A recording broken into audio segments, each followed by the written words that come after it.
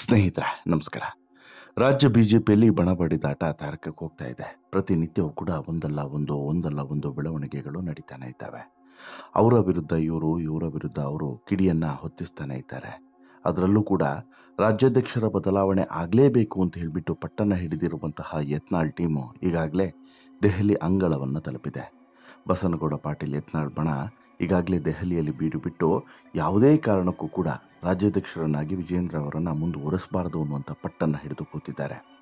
ಒಂದು ವೇಳೆ ನೀವು ವಿಜೇಂದ್ರ ಅವರನ್ನು ಮುಂದುವರಿಸೋದೇ ಹೌದಾದರೆ ಒಂದು ದೊಡ್ಡ ವರ್ಗವನ್ನೇ ನೀವು ಕಳೆದುಕೊಳ್ಬೇಕಾಗುತ್ತೆ ಅನ್ನುವಂತಹ ಒಂದು ಶಕ್ತಿ ಪ್ರದರ್ಶನವನ್ನು ಕೂಡ ಮಾಡುವಂಥ ತೀರ್ಮಾನಕ್ಕೆ ಬಂದಿದ್ದಾರೆ. ವಿಜೇಂದ್ರ ವಿರುದ್ಧ ರಣತಂತ್ರವನ್ನು ಹಿಡಿತಾ ಇದ್ದಾರೆ.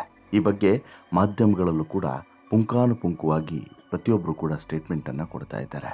BS ಯಡಿಯೂರಪ್ಪ ಹಾಗೂ BY ವಿಜಯೇಂದ್ರ ವಿರುದ್ಧ ಏಕವಚನದಲ್ಲಿ ಯತ್ನಾಳ್ ಸಹಜವಾಗಿ ವಾಗ್ದಾಳಿಯನ್ನು ಮುಂದುವರಿಸಿದ್ದಾರೆ. ಇನ್ನೊಂದು ಭಾಗವಾಗಿ ಒಂದು ವೇಳೆ ವಿಜಯೇಂದ್ರ ಅವರನ್ನು ರಾಜ್ಯಾಧ್ಯಕ್ಷ ಸ್ಥಾನದಿಂದ ಕೆಳಗಿಳಿಸಿದ್ದೇ ಹೌದಾದರೆ ಬಿಜೆಪಿ ಇಬ್ಬಾಗ ಆಗಲಿದೆ ಎನ್ನುವಂಥ ಸಂದೇಶವನ್ನು ವಿಜೇಂದ್ರ ಬಣದವರು ಕೂಡ ಕೊಟ್ಟಿದ್ದಾರೆ. ಹಾಗಾದರೆ ಬಿಜೆಪಿಯ ಭವಿಷ್ಯದ ದಿನಗಳು ಹೇಗಿರಲಿದೆ? ಇದೆಷ್ಟು ಕ್ಲಿಷ್ಟವಾಗಿ ಹೋಗ್ತಾ ಇದೆ ಎಲ್ಲವನ್ನು ಕೂಡ ನಿಮ್ಮ ಮುಂದೆ ಇಡ್ತಾ ಹೋಗ್ತೇನೆ. ಅದಕ್ಕಿಂತ ಮುಂಚೆ ನೀವಿನ್ನೂ ಕೂಡ ನಮ್ಮ ಚಾನಲನ್ನು ಸಬ್ಸ್ಕ್ರೈಬ್ ಮಾಡಿಲ್ಲ ಅಂದರೆ ದಯವಿಟ್ಟು ಕೂಡಲೇ ಸಬ್ಸ್ಕ್ರೈಬ್ ಮಾಡಿ ಸ್ನೇಹಿತರೆ. ರಾಜ್ಯ ಬಿಜೆಪಿಯಲ್ಲಿ ಈಗ ಎದ್ದಿರುವಂಥ ಭಿನ್ನಮತದ ಕೂಗು ಇದೆಯಲ್ಲ, ಇದು ತಾರಕಕ್ಕೆ ಹೋಗಿದೆ. ಬಹುಶಃ ಬಿಜೆಪಿಗೆ ಇದು ಹೊಸದಲ್ಲ, ರಾಜ್ಯ ಬಿಜೆಪಿಗೆ ಇದು ಹೊಸದಲ್ಲ. ಬಟ್ ಆದರೆ ಇಷ್ಟು ಖಾರವಾಗಿ, ಇಷ್ಟು ಕಠಿಣವಾಗಿ ಯಾವತ್ತೂ ಕೂಡ ಪರಿಸ್ಥಿತಿ ಹೋಗಿರಲಿಲ್ಲ. ಅಷ್ಟಕ್ಕೆ ಬಿಜೆಪಿ ನಾಯಕರು ಬಿಟ್ಟಿರಲಿಲ್ಲ. ಬಟ್ ಈ ಬಾರಿ ಯಾವ ಉಸ್ತುವಾರಿ ಬಂದರೂ ಅಥವಾ ಯಾರೇ ಬಂದರೂ ಈ ಭಿನ್ನಮತವನ್ನು ಶಮನ ಮಾಡೋದಕ್ಕೆ ಸಾಧ್ಯವಾಗ್ತಿಲ್ಲ. ಕಾರಣ ಭಿನ್ನಮತೀಯರ ತಂಡದ ಸದಸ್ಯರ ಸಂಖ್ಯೆ ದಿನದಿಂದ ದಿನಕ್ಕೆ ಹೆಚ್ಚಾಗ್ತಿದೆ. ಒಂದು ಕಡೆ ಪ್ರಬಲ ಸಮುದಾಯದ ನಾಯಕರು, ಮತ್ತೊಂದು ಕಡೆ ರಾಜಕಾರಣದಲ್ಲಿ ಪ್ರಬಲ ನಾಯಕರು, ಇನ್ನೊಂದು ಕಡೆ ಈ ಉತ್ತರ ಕರ್ನಾಟಕ ಭಾಗ ತೆಗೆದುಕೊಂಡ್ರೆ, ಮಧ್ಯ ಕರ್ನಾಟಕ ಭಾಗ ತೆಗೆದುಕೊಂಡ್ರೆ, ದಕ್ಷಿಣ ಕರ್ನಾಟಕ ಭಾಗ ತೆಗೆದುಕೊಂಡ್ರೆ, ಹೀಗೆ ಬೇರೆ ಬೇರೆ ಭಾಗವನ್ನು ಕನ್ಸಿಡರ್ ಮಾಡಿದ್ರೆ ಆ ಭಾಗದ ಪ್ರಮುಖ ನಾಯಕರೇ ಈಗ ಯಡಿಯೂರಪ್ಪ ಮತ್ತು ವಿಜೇಂದ್ರ ವಿರುದ್ಧ ಬೆಂಕಿಯ ಕಿಡಿಯನ್ನು ಹೊತ್ತಿಸಿರುವಂಥದ್ದು ಈಗ ಭಾರಿ ಪ್ರಮುಖವಾಗಿ ಭಾರಿ ಚರ್ಚೆಯ ಕೇಂದ್ರ ಬಿಂದು ಆಗಿದೆ. ಈ ಟೀಮ್ನ ಪ್ರಮುಖ ನಾಯಕ ಅಥವಾ ರೂವಾರಿ ಅಂತೇಳಿ ಹೇಳಿದ್ರೆ ಅದು ಬಸವನಗೌಡ ಪಾಟೀಲ್ ಯತ್ನಾಳ್. ಅವರಿಗೆ ಬೆನ್ನೆಲುಬಾಗಿ ನಿಂತಿರುವಂಥದ್ದು ಕುಮಾರ್ ಬಂಗಾರಪ್ಪ, BP ಹರೀಶು, ಹಾಗೇನೆ ಈಗಾಗಲೇ ಸಾಕಷ್ಟು ಜನ ಸಂಸದರು, ಸಚಿವರು ಎಲ್ಲರೂ ಕೂಡ ಸೇರಿಕೊಂಡಿದ್ದಾರೆ. ರಾಮುಲು ಕೂಡ ಸೇರಿಕೊಂಡಿರುವಂಥದ್ದು ಇವರ ಶಕ್ತಿಯನ್ನು ಇಮ್ಮಡಿಗೊಳಿಸಿದೆ. ಇದರ ಜೊತೆಗೆ ಬೇರೆ ಬೇರೆ ಭಾಗದ ನಾಯಕರು ಕೂಡ ಸೇರಿಕೊಂಡಿದ್ದಾರೆ.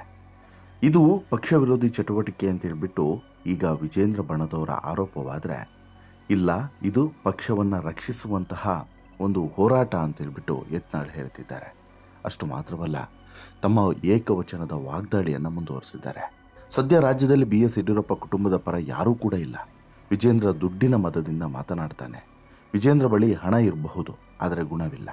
ಹಲ್ಕ ಕೆಲಸಗಳನ್ನು ಮಾಡಿರುವಂಥ ಆತ ರಾಜ್ಯಾಧ್ಯಕ್ಷ ಸ್ಥಾನಕ್ಕೆ ಯೋಗ್ಯ ಅಲ್ಲ ಅಂತ ಹೇಳ್ಬಿಟ್ಟು ಯತ್ನಾಳ್ ಕಿಡಿಯನ್ನು ಕಾರಿದ್ದಾರೆ.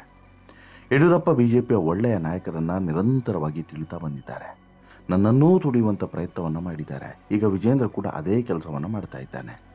ಯಡಿಯೂರಪ್ಪ ಪರ ರಾಜ್ಯದಲ್ಲಿ ವೀರಶೈವ ಲಿಂಗಾಯತರು ಯಾರೂ ಕೂಡ ಇಲ್ಲ. ಅವರದ್ದು ಮುಗಿದು ಹೋದಂಥ ಅಧ್ಯಾಯ ಅಂತೇಳಿ ವಾಗ್ದಾಳಿಯನ್ನು ನಡೆಸಿದ್ದಾರೆ. ಕರ್ನಾಟಕದಲ್ಲಿ ಯಡಿಯೂರಪ್ಪ ಪರ ಲಿಂಗಾಯತರು ಇಲ್ಲ. ಯಡಿಯೂರಪ್ಪ ಮೇಲೆ ಇಟ್ಟಿದ್ದಂಥ ಗೌರವವನ್ನು ಅವರು ಉಳಿಸಿಕೊಂಡಿಲ್ಲ.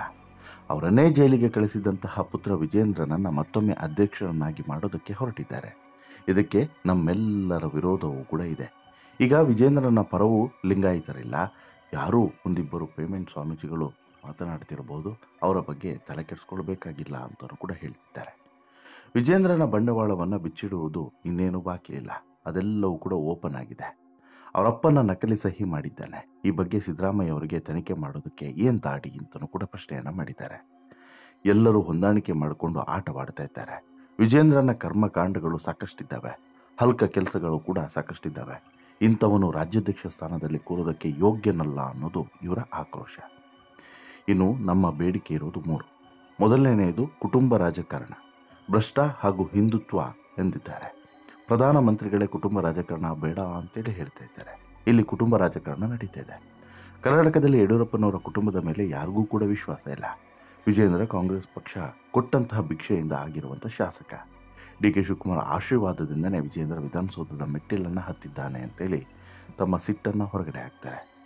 ದೆಹಲಿಗೆ ಬಂದು ಈಗಾಗಲೇ ನಾವೆಲ್ಲ ಟೀಮ್ ಸೇರಿದ್ದೇವೆ. ಮೊದಲಿಗೆ ಬಿಜೆಪಿ ಸಂಸದರ ಜೊತೆಗೆ ಚರ್ಚೆಯನ್ನು ನಡೆಸಿದ್ದೇವೆ. ಈಗಾಗಲೇ ನಾವು ಹಲವರ ಭೇಟಿಯನ್ನು ಕೂಡ ಆಗಿದ್ದೇವೆ. ಗುಂಪಾಗಿ ಹೋಗಿ ಭೇಟಿ ಮಾಡೋದಿಲ್ಲ. ನಿನ್ನೆಯೇ ಕೆಲ ನಾಯಕರನ್ನು ಭೇಟಿಯಾಗಿದ್ದು, ಇಂದು ಕೂಡ ಕೆಲವು ನಾಯಕರನ್ನು ಭೇಟಿ ಮಾಡ್ತೇವೆ ಅಂತ ಹೇಳ್ಬಿಟ್ಟು ಎತ್ತಾಳ್ ಹೇಳಿ, ಇಲ್ಲಿ ಪ್ರಮುಖವಾಗಿ ರಾಜ್ಯಾಧ್ಯಕ್ಷರ ಬದಲಾವಣೆ ಆಗಲೇಬೇಕು ಅನ್ನುವಂಥ ಪಟ್ಟನ್ನು ಹಿಡಿದಿದ್ದಾರೆ. ಇದರ ಜೊತೆಗೆ ವಂಶ ಪಾರಂಪರ್ಯ ಆಡಳಿತ ಏನಿದೆ ಅದನ್ನು ಕೂಡ ನಾವು ಮುಗಿಸ್ಬೇಕಾಗಿದೆ. ಹಾಗೆಯೇ ಧರ್ಮ ರಕ್ಷಕರನ್ನು ಉಳಿಸ್ಬೇಕಾಗಿದೆ ಅನ್ನೋದು ಇಲ್ಲಿ ಯತ್ನಾಳ್ ಅವರ ಒಂದು ಹೋರಾಟದ ಇಂಗಿತ ಅಂತಲೇ ಹೇಳ್ಬೋದು. ಬಟ್ ಇವರ ಅಜೆಂಡಾ ಏನು? ವಿಜೇಂದ್ರನನ್ನು ಕೆಳಗಿಳಿಸುವಂಥದ್ದು. ಈ ವಿಜೇಂದ್ರನನ್ನು ಕೆಳಗಿಳಿಸೋದಕ್ಕೆ ಏನು ಮಾಡಬೇಕು ಅದನ್ನು ಮಾಡ್ತೇವೆ ಅನ್ನೋದು ಈಗ ಯತ್ನಾಳ್ ಅಂಡ್ ಟೀಮ್ನವರ ಲೆಕ್ಕಾಚಾರ. ಈಗ ಯತ್ನಾಳ್ ಟೀಮಿಗೆ ಶಾಸಕ ರಮೇಶ್ ಜಾರಕಿಹೊಳಿ ಇರ್ಬೋದು, ಮಾಜಿ ಸಂಸದರಾದಂತಹ GM ಸತೀಶ್ವರ ಇರ್ಬೋದು, ಮಾಜಿ ಶಾಸಕ ಕುಮಾರ್ ಬಂಗಾರಪ್ಪ, ಇನ್ನಿತರ ನಾಯಕರು ಎಲ್ಲರೂ ಕೂಡ ಸೇರಿ ಒಂದು ಮೀಟಿಂಗನ್ನು ಕೂಡ ಮಾಡಿದ್ದಾರೆ. ಸಂಸದ ಬಸವರಾಜ ಬೊಮ್ಮಾಯಿ ಅವರನ್ನು ಕೂಡ ಭೇಟಿ ಮಾಡಿ ಚರ್ಚೆಯನ್ನು ಮಾಡಿದ್ದಾರೆ. ಬೊಮ್ಮಾಯಿ ಅವರು ತಟಸ್ಥ ಬಣದಲ್ಲಿ ಈವರೆಗೆ ಗುರುತಿಸಿಕೊಂಡಿದ್ದರು. ವಿಜೇಂದ್ರ ಅವರನ್ನು ಅಧ್ಯಕ್ಷರನ್ನಾಗಿ ಮುಂದುವರಿಸೋದಕ್ಕೆ ವಿರೋಧವನ್ನು ಕೂಡ ವ್ಯಕ್ತಪಡಿಸಿದ್ದಾರೆ ಅನ್ನುವಂಥ ಮಾಹಿತಿಯೂ ಕೂಡ ಇದೆ. ಯಡಿಯೂರಪ್ಪ ಬಳಿ ನಾನೇ ಲಿಂಗಾಯತ ನಾಯಕ ಅಂತ ಹೇಳ್ಬಿಟ್ಟು ವಿಜೇಂದ್ರ ಬಿಂಬಿಸಿಕೊಳ್ತಾ ಇದ್ದಾನೆ. ಪಕ್ಷದ ಅಧ್ಯಕ್ಷ ಸ್ಥಾನದಲ್ಲಿ ಮುಂದುವರಿದರೆ 2028ರಲ್ಲಿ ಮುಖ್ಯಮಂತ್ರಿ ಆಗಬಹುದು ಅನ್ನೋದು ವಿಜೇಂದ್ರ ಲೆಕ್ಕಾಚಾರ. ಅದಕ್ಕಾಗಿ ಗುಣಾಕಾರ ಭಾಗಾಕಾರ ನಡೆಸಿ ಪಕ್ಷದ ಹಿರಿಯ ನಾಯಕರನ್ನು ತುಳಿಯುವಂಥ ಕೆಲಸವನ್ನು ಮಾಡ್ತಾ ಇದ್ದಾನೆ ಅನ್ನೋದು ಇವರೆಲ್ಲರ ಆರೋಪ. ಇದೇ ಕಾರಣದಿಂದ ಬೊಮ್ಮಾಯಿ ಕೂಡ ತಟಸ್ಥವಾಗಿರುವಂತಹ ತೀರ್ಮಾನವನ್ನು ತೆಗೆದುಕೊಂಡಿದ್ರು. ಆದರೆ ಒಳಗೊಳಗೆ ಏನು ಮಾಡಬೇಕು ಅದನ್ನು ಮಾಡ್ತಾ ಇದ್ರು.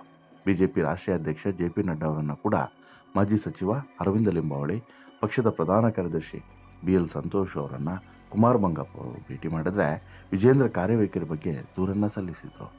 ಲಿಂಗಾಯತ ಸಮುದಾಯದ ನಾಯಕರೆಲ್ಲರೂ ವರಿಷ್ಠರನ್ನು ಭೇಟಿ ಮಾಡಿ ನಿಲುವನ್ನು ತಿಳಿಸಬೇಕು.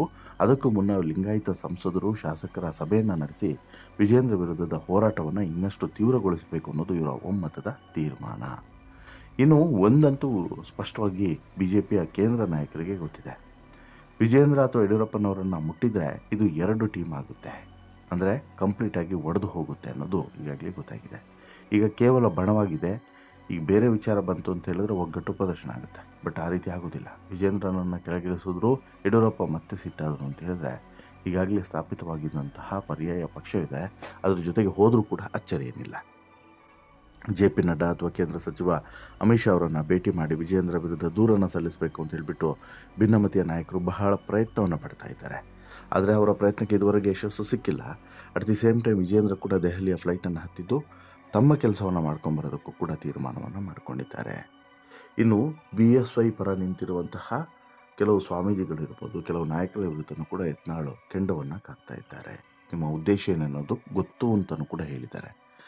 ಈಗಾಗಲೇ ವಿಜೇಂದ್ರ ಟೀಮ್ನಿಂದನೂ ಕೂಡ ಒಂದು ಪ್ರೆಸ್ ಮೀಟ್ ಆಗಿದೆ. ಏನು, ಈಗ ರೇಣುಕಾಚಾರ್ಯ, ಪ್ರಮುಖವಾಗಿ ವಿಜೇಂದ್ರ ಟೀಮ್ನಿಂದ ರೇಣುಕಾಚಾರ್ಯ ಅವರು, ಮಿಸ್ಟರ್ ಯತ್ನಾಳ್, ಬಸ್ ಓಡಿಸ್ಕೊಂಡಿದ್ದಂಥ ನಿನಗೆ ಇಷ್ಟು ದುಡ್ಡು ಎಲ್ಲಿಂದ ಬಂತು? ನೀನು ಯಾಕೆ JDSಗೆ ಹೋದೆ? ಮಾಜಿ ಸಚಿವ ಕಟ್ಟಾ ಸುಬ್ರಹ್ಮಣ್ಯ ನಾಯ್ಡು ನಿವಾಸದಿಂದ ಸಭೆ ನಡೆಸಿದಂಥ ಮಾಜಿ ಸಚಿವ ರೇಣುಕಾಚಾರ್ಯ ಸಾಕಷ್ಟು ಪ್ರಶ್ನೆಗಳನ್ನು ಈಗ ಎಸ್ತಿದ್ದಾರೆ. ಈ ಸಭೆಯಲ್ಲಿ ಮಾಜಿ ಶಾಸಕ ಸಂಬಂಗಿ MD ಲಕ್ಷ್ಮೀನಾರಾಯಣ ಹಾಗೂ ಇನ್ನಿತರರು ಇದ್ದರು. ಇವರೆಲ್ಲರೂ ಕೂಡ ಒತ್ತಾಯ ಏನು ಅಂತ ಹೇಳಿದ್ರೆ, ಈ ಭಿನ್ನಮತೀಯರನ್ನು ಉಚ್ಚಾಟನೆ ಮಾಡಿಬಿಡಿ. ಇವ್ರ ಪಕ್ಷದಲ್ಲಿ ಇದ್ದೇನು ಪ್ರಯೋಜನ? ಪಕ್ಷಕ್ಕೆ ಇವರೆಲ್ಲರೂ ಕೂಡ ನೆಗೆಟಿವ್ ಅನ್ನೋದು ಇವರ ಆಕ್ರೋಶ. ಆತನನ್ನು ಪಕ್ಷದಲ್ಲಿ ಇಟ್ಕೊಂಡು ಏನು ಪ್ರಯೋಜನ? ಕುಮಾರ್ ಬಂಗಾರಪ್ಪ, ನೀನು ಮೊದಲು ಎಲ್ಲಿದ್ದೆ? BJPಗೆ ಬರಲು ಎಷ್ಟು ಬಾರಿ ಯಡಿಯೂರಪ್ಪ, ವಿಜೇಂದ್ರ, ರಾಘವೇಂದ್ರ ಅವರ ಬಳಿ ಹೋಗಿದ್ದೆ, ಗೋಗರಿತಿದ್ದೆ. ನೀನೊಬ್ಬ ಕ್ರಿಮಿಕೀಟ. ನಿನ್ನಂಥವನು ಎಲ್ಲೇ ಇದ್ದರೂ ಕೂಡ ಯಾವ ಪಕ್ಷಕ್ಕೂ ಕೂಡ ಒಳ್ಳೆಯದಲ್ಲ ಅನ್ನುವಂತಹ ಆಕ್ರೋಶವನ್ನು ಕೂಡ ಹೊರಗಡೆ ಹಾಕಿದ್ದಾರೆ. ಅಷ್ಟು ಮಾತ್ರವಲ್ಲ, ಇಲ್ಲಿ ಯಾರ್ಯಾರು ಏನೇನು ಮಾಡಿದ್ದಾರೆ, ಯಾರ್ಯಾರ ಭ್ರಷ್ಟಾಚಾರದ ಕೂಪ ಎಷ್ಟೆಷ್ಟಿದೆ ಎಲ್ಲದೂ ಕೂಡ ಗೊತ್ತಿದೆ. ಹೀಗಾಗಿ ನೀವು ಹೆಚ್ಚು ಕಿರುಚೋದು ಬೇಡ. ನೀವು ಒಬ್ಬರೇ ಹಿಂದೂ ಹುಲಿಗಳು ಅಂತಲೂ ಕೂಡ ಅರ್ಚೋದು ಬೇಡ. ಆಮೇಲೆ ನೀವು ಎಲ್ಲೆಲ್ಲಿ ಏನೇನು ಮಾಡಿದ್ದೀರಾ, ಯಾವ್ಯಾವ ಸಂದರ್ಭದಲ್ಲಿ ಬಿರಿಯಾನಿ ಕಬಾಬನ್ನು ತಿಂದಿದ್ದೀರಾ ಎಲ್ಲವನ್ನು ಕೂಡ ನಾವು ನೆನಪಿಟ್ಕೊಂಡಿದ್ದೀವಿ. ನೀವು ಮರ್ತಿರ್ಬೋದು. ಇವತ್ತು ಹಿಂದೂ ಹುಲಿಗಳು ನಾವು ಅನ್ನೋ ರೀತಿಯಲ್ಲಿ ಪೋಸನ್ನು ಕೊಡ್ತಿರುವಂಥ ನೀವೆಲ್ಲರೂ ಕೂಡ ಎಂತಹ ಪರಮ ಭ್ರಷ್ಟರು ಅನ್ನೋದು ನಮಗೆ ಗೊತ್ತಿದೆ ಅಂತೇಳಿ ರೇಣುಕಾಚಾರ್ಯ ಟೀಮ್ನವರು ಆಕ್ರೋಶವನ್ನು ಹೊರಗಡೆ ಹಾಕ್ತಾ ಇವರನ್ನು ಉಚ್ಚಾಟನೆ ಮಾಡಬೇಕು ಅನ್ನೋಂಥ ಆಗ್ರಹವನ್ನು ಮಾಡಿದ್ದಾರೆ. ಈಗ ಒಂದಂತೂ ಕ್ಲಿಯರ್, ಒಂದೋ ವಿಜೇಂದ್ರ ಬದಲಾಗಬೇಕು, ಇಲ್ಲ ಅಂತ ಹೇಳಿದ್ರೆ ಈ ಭಿನ್ನಮತೀಯರು ಉಚ್ಚಾಟನೆ ಆಗಬೇಕು. ಇದೆರಡರಲ್ಲಿ ಏನಾಗುತ್ತೆ ಅದು ದೆಹಲಿಯಲ್ಲಿ ತೀರ್ಮಾನ ಆಗಬೇಕು. ನಿಮ್ಮ ಪ್ರಕಾರ ಯಾವುದಾದ್ರೂ ಒಳ್ಳೆಯದು? ದಯವಿಟ್ಟು ನಿಮ್ಮ ಅಭಿಪ್ರಾಯನ ಕಮೆಂಟ್ ಮಾಡಿ ತಿಳಿಸಿ. ಜೊತೆಗೆ ಈ ಸ್ಟೋರಿ ಇಷ್ಟ ಆಯಿತು ಅಂತ ಹೇಳಿದ್ರೆ ಲೈಕ್ ಮಾಡಿ, ಶೇರ್ ಮಾಡಿ, ಚಾನಲ್ಗೆ ಸಬ್ಸ್ಕ್ರೈಬ್ ಆಗೋದನ್ನು ಮರಿಬೇಡಿ.